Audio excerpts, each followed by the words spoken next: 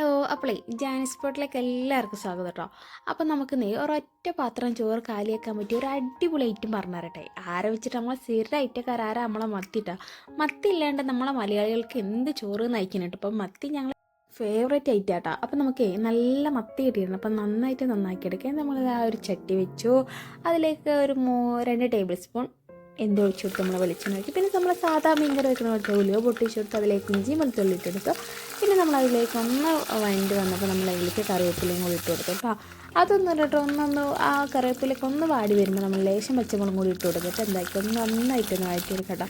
ഇനി നമ്മളിതിലേക്ക് മെയിൻ താരം നമ്മളെ ചെറിയുള്ളി കേട്ടോ ഒന്ന് ചതുക്കിയെടുത്താലും മതി. ഇതെല്ലാം കൂടി ഒന്നും കൂടി നല്ലോണം അങ്ങോട്ട് വഴറ്റിയെടുക്കാം കേട്ടോ.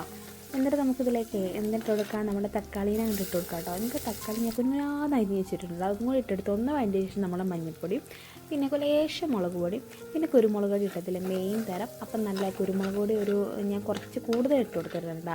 അപ്പം ശരിക്കും ഇതിൻ്റെ മുമ്പതിൽ കുരുമുളകിൻ്റെ ഒരു ടേസ്റ്റ് ഇപ്പം മുമ്പതിൽ നിൽക്കണം നമ്മൾ കുരുമുളക് മത്തിയില്ലേ അത് തന്നെ സംഭവം.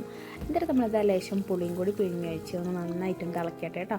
അത് തിളച്ച് കഴിഞ്ഞിട്ട് നമ്മൾ നന്നാക്കി വെച്ചിട്ടുണ്ട് മത്തി ഇതിലേക്ക് ഇട്ട് കൊടുക്കാം. എന്നിട്ട് നമുക്ക് നന്നായിട്ട് അടച്ച് വെക്കാം കേട്ടോ.